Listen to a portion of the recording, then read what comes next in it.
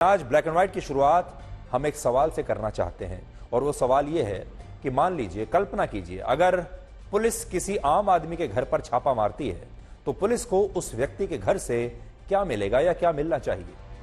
आपका जवाब यही होगा कि पुलिस को वहां से खाने पीने का सामान मिलेगा, बच्चों की कॉपी किताबें, टीवी, दूसरा इलेक्ट्रॉनिक सामान या कपड़े, जूते, इसी तरह का सामान मिलेगा। अगर किसी आम नागरिक के घर पर पुलिस छापा मारेगी तो और क्या मिलेगा। कोई बहुत पैसे वाला हुआ तो शायद कुछ पैसा भी मिल जाए।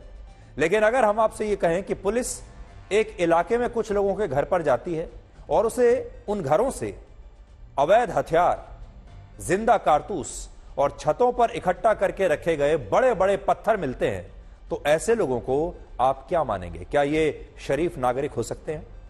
उत्तराखंड में हल्द्वानी के जिस रिहायशी इलाके में 8 फरवरी को हिंसा भड़की थी, वहां कार्रवाई के दौरान पुलिस को अब कई घरों से अवैध हथियार मिल रहे हैं। पुलिस के मुताबिक कुल 6 से ज्यादा घर ऐसे हैं जहां से उसे 7 गन्स यानी पिस्तौल और 54 जिंदा कारतूस बरामद हुए हैं। और ये घर उन्हीं लोगों के हैं जिन पर पुलिसकर्मियों को थाने में घेर कर उन्हें जिंदा जलाने की कोशिश करने के आरोप लग रहे हैं। तो हिम्मत देखिए, ये वो लोग हैं जिन्होंने पुलिस वालों को ही थाने में घेर लिया, थाने में आग लगा दी और पुलिस को जिंदा जलाने की कोशिश की। इतनी हिम्मत है इनकी। और इन लोगों में आरोपी मोहम्मद शाहनवाज, मोहम्मद निजाम, जुनैद, शहजाद और आरोपी महबूब का नाम शामिल है। और पुलिस का कहना है कि इन आरोपियों के घर से वो 99 जिंदा कारतूस बरामद कर चुकी है, जो 8 फरवरी को दंगाइयों ने पुलिस स्टेशन पर हमले के बाद पुलिस स्टेशन से ही लूट लिए थे। यानी ये पुलिस स्टेशन गए, वहां हमला किया, उसके बाद कारतूस लूट लिए और उन कारतूसों को लूटकर अपने घर में रख लिया। विडंबना यह है कि जिन लोगों के घरों से ये अवैध हथियार मिल रहे हैं, उन्हें हमारे देश का एक खास वर्ग निर्दोष बताते हुए यह कह रहा है कि हल्द्वानी में उत्तराखंड की सरकार और पुलिस बेकसूर अल्पसंख्यकों पर अत्याचार कर रही है।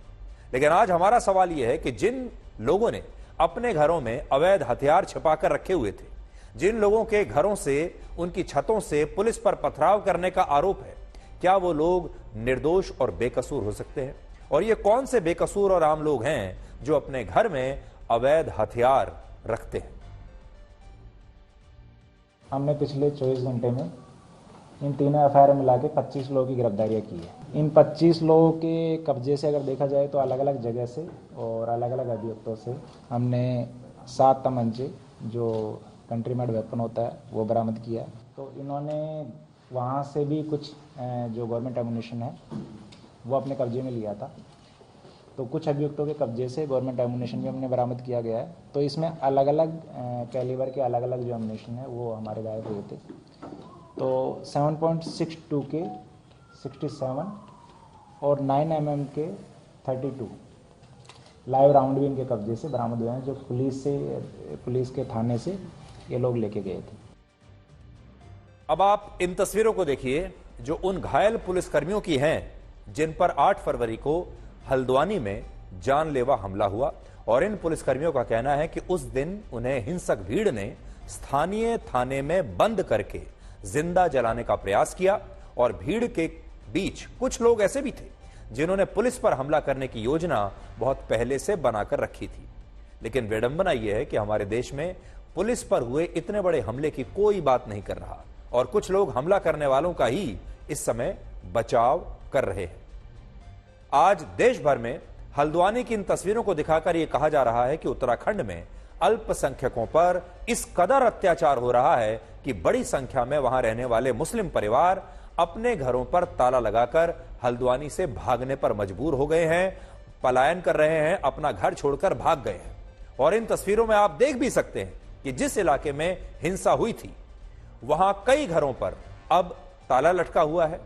इन घरों में कोई रहता नहीं है, सुनसान गलियां पड़ी हुई हैं और बड़ी संख्या में लोग यहां से अपने परिवारों के साथ इस जगह को छोड़कर जा रहे हैं या जा चुके हैं। लेकिन इस पलायन का असली सच वो नहीं है जो आपको इन तस्वीरों में दिख रहा है।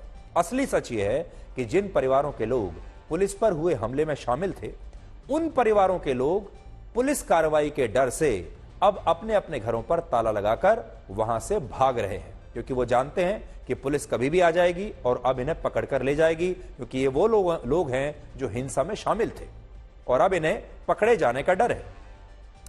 इन लोगों का कहना है कि हिंसा के बाद से पुलिस सैकड़ों लोगों को हिरासत में ले चुकी है और 30 लोगों को गिरफ्तार भी किया गया है। इसलिए ये लोग कुछ दिनों के लिए यहां अपने घरों पर ताला लगाकर अपने रिश्तेदारों के घरों में रहने के लिए जा रहे हैं।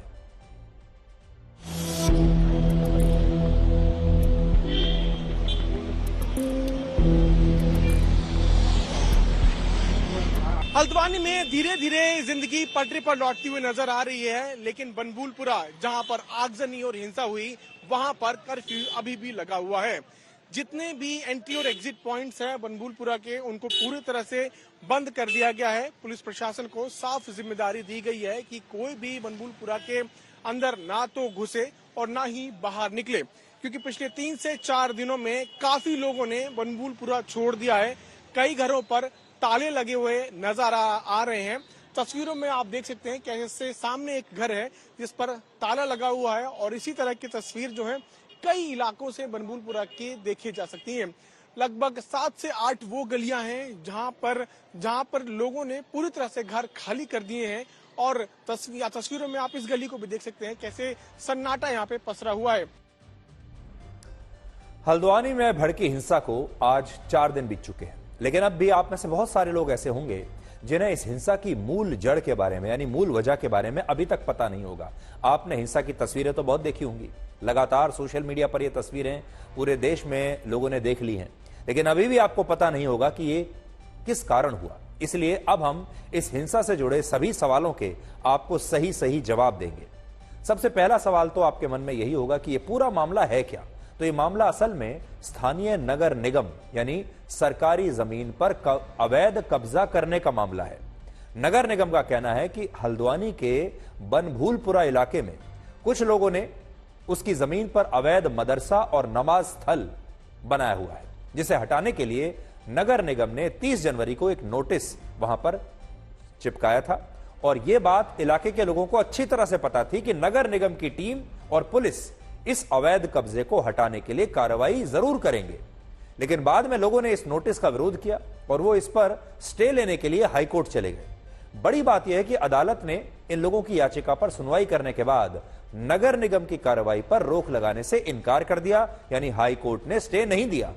हाईकोर्ट के फैसले के बाद कानूनी रूप से नगर निगम अपनी जमीन से इस अतिक्रमण को हटाने के लिए स्वतंत्र था और लोगों को भी यह बात पता थी कि यह कार्रवाई अब आज नहीं तो कल जरूर होने वाली है।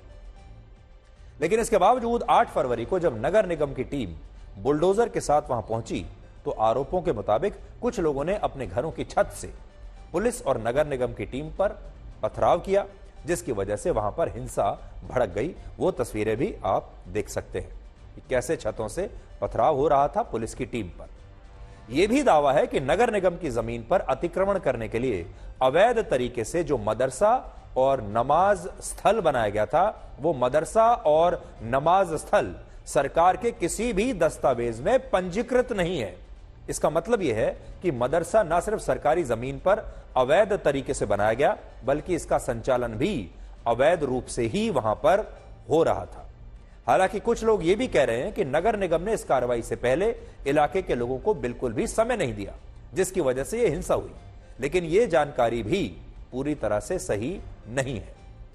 सच्चाई यह है कि इस जमीन को खाली कराने की प्रक्रिया आज से नहीं बल्कि वर्षों से चली आ रही है और यह सब कुछ रातों रात नहीं हुआ है। असल में यह हल्द्वानी का वही इलाका है जहां रेलवे ने लोगों पर अपनी 78 एकड़ जमीन पर अवैध कब्जा करने का आरोप लगाया था और यहां रेलवे और नगर निगम की सरकारी जमीन पर 4,500 से ज्यादा मकान, 4 सरकारी स्कूल, 11 प्राइवेट स्कूल, 2 बैंक, पानी के 2 सरकारी टैंक और 10 से ज्यादा मस्जिद और 2 मंदिर भी बने हुए हैं। और रेलवे और नगर निगम दोनों ही अपनी जमीन से इस अवैध कब्जे को हटाने की लड़ाई आज से नहीं वर्षों से लड़ रहे हैं और यहां नगर निगम इससे पहले भी कई अवैध कब्जों पर बुलडोजर चला चुका है। लेकिन नगर निगम का कहना है कि यहां रहने वाले 90% से ज्यादा लोग एक विशेष धर्म से हैं, अल्पसंख्यक हैं, इसलिए अतिक्रमण के इस मामले को कुछ लोग वहां पर हर बार बचने के लिए एक धार्मिक रूप, धार्मिक एंगल दे देते हैं। और सबसे बड़ी बात यह है कि अतिक्रमण का यह मामला वर्षों से चला आ रहा है और यहां रहने वाले लोगों को यह बात अच्छी तरह से पता थी कि आज नहीं तो कल यह सरकारी जमीन उन्हें खाली करनी ही पड़ेगी, क्योंकि उन्होंने अवैध कब्जा किया है। लेकिन जब उन्हें हाई कोर्ट से भी नगर निगम की कार्रवाई पर स्टे नहीं मिला तो उन्होंने हिंसा का सहारा लिया, और हिंसा का सहारा लेने के बाद उनकी ये जो तरकीब है ये काम भी कर गई। अवैध कब्जा अभी भी वहां पर बरकरार रहा और ये बहुत बड़ी खबर भी बन गई, जिसके बारे में पूरे देश में चर्चा हुई। अब आप खुद सोचिए, जिस कार्रवाई पर हाईकोर्ट ने भी रोक लगाने से इनकार कर दिया, वो कार्रवाई हिंसा की वजह से अपने आप ही रुक गई। और यही बात इस पूरे मामले में पूरे देश के लिए समझने वाली है। असल में मकसद यह था कि यह कार्रवाई रुक जाए, कैसे भी रुके। यहां एक और बड़ी बात यह है कि आजादी से पहले हल्द्वानी में इस जगह पर कुछ घर तो थे, लेकिन रेलवे की बहुत सारी जमीन उस समय खाली पड़ी हुई थी। लेकिन वर्ष 1975 के आसपास इस इलाके में झुग्गियां बननी शुरू हुई और कुछ वर्षों के बाद इन्हीं झुग्गियों को पक्के मकानों में तब्दील कर लिया गया। इसके बाद इन लोगों के राशन कार्ड बन गए, क्योंकि आप जानते हैं चुनाव जीतने के लिए हमारे देश में ये एक राजनीति का भी मॉडल है कि जो लोग अवैध रूप से कब्जा करते हैं कई बार उनके राशन कार्ड भी बना दिए गए। इसलिए इस इलाके में भी राशन कार्ड बन गए लोगों के, उनके जिन्होंने अवैध कब्जा किया हुआ था।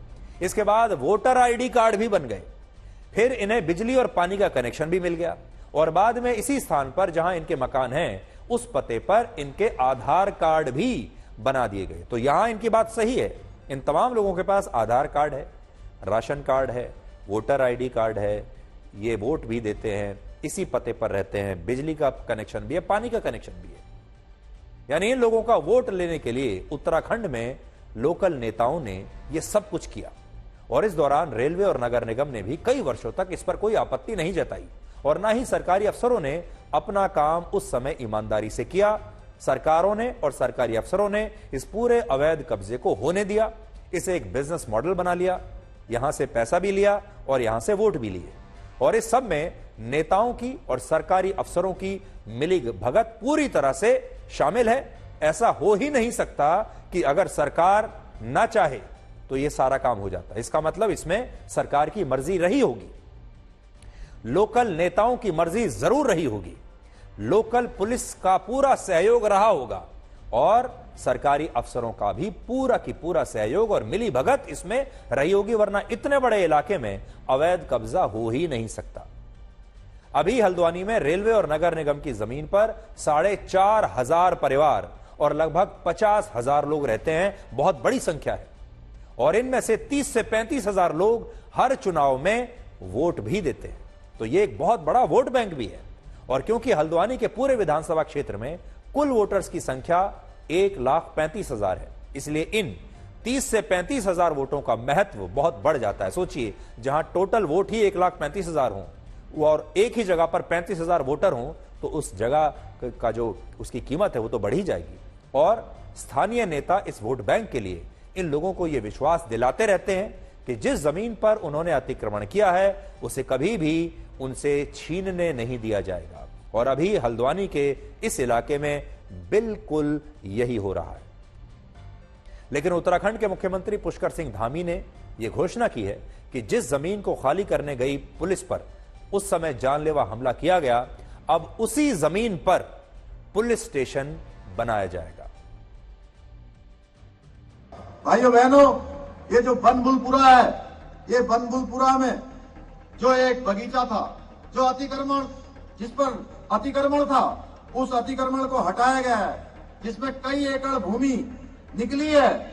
वो भूमि जहां पर आगजनी हुई है, जहां पर पथराव हुआ है, जहां पर उपद्रव किया गया है, जहां हमारे पुलिस कर्मियों के साथ सारे कानून को तोड़ने का काम किया है, पत्रकार भाइयों को भी आग में झोंकने का काम किया है, मैं आज इस मां गंगा के पवित्र तट से घोषणा करता हूं कि उस स्थान पर पुलिस का थाना बनाया जाएगा।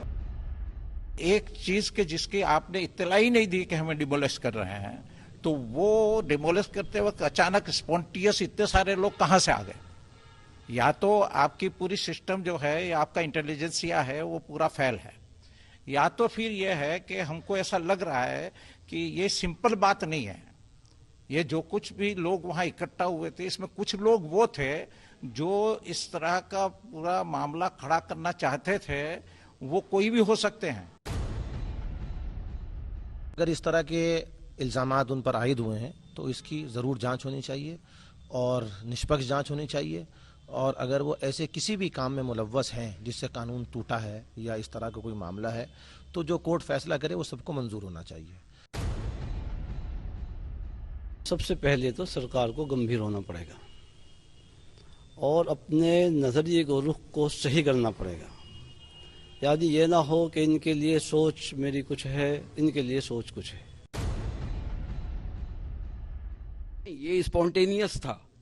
जब आप किसी के घर को तोड़ेंगे तो स्पॉन्टेनियस रिएक्शन होगा। ऐसे ही ये अल्लाह का घर है, मस्जिद जो है अल्लाह का घर होती है, मदरसा अल्लाह का घर होता है। उसको जब आप तोड़ेंगे तो लोगों के जज्बात भड़क जाते हैं उस बात से, और वो स्पॉन्टेनियस होता है। वो कोई ये नहीं कि पहले से प्लान्ड होता है। तो सरकार की यहाँ पे सबसे बड़ी गलती क्या है? फेल्योर है, इंटेलिजेंस फेल्योर।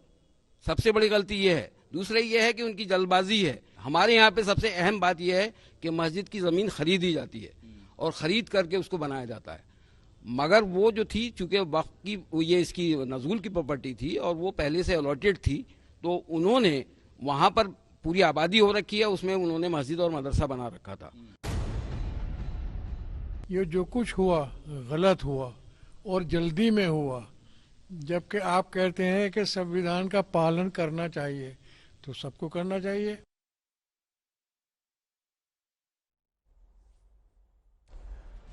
तो ये एक बिजनेस मॉडल बन चुका है। आप देखिए हल्द्वानी में जो आपको देखने को मिला, असल में ऐसी ही घटनाएं आपको देश भर में अलग अलग जगहों से देखने को मिलेंगी और अब ये एक बिजनेस मॉडल है।